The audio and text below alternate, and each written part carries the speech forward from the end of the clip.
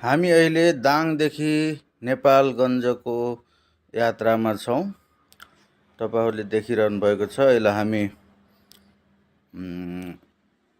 घोराईदेखि लमहीको बिचको जङ्गलमा यात्रा गरिराखेका छौँ।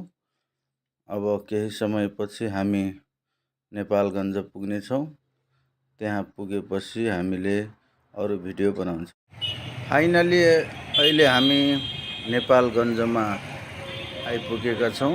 नेपालगञ्जमा अहिले बाटो एकदम राम्रो, दुईतर्फे बाटो एकदम ठुल्ठुलो हाइवे बनाइएको छ भने सिङ्गल लाइट पनि तपाईँको ट्राफिक लाइट ठाउँ ठाउँमा हालिएको रहेछ।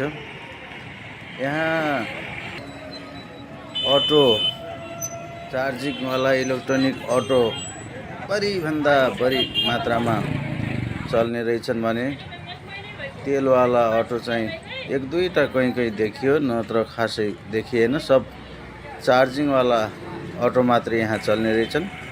त्यसैले यहाँबाट अटो चढ्नको लागि पनि भाडा दर निकै कम रहेछ। हेर्नुहोस्, जम्मा 10 रुपियाँ 15 रुपियाँ भन्दा भाडा दर छैन।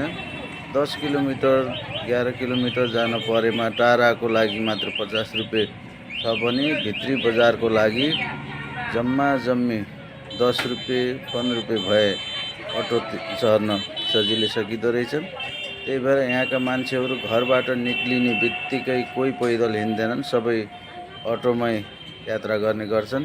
थोरै भाडा भएर यति रमाइलो सबै अटो चढ्न पाउँछन्।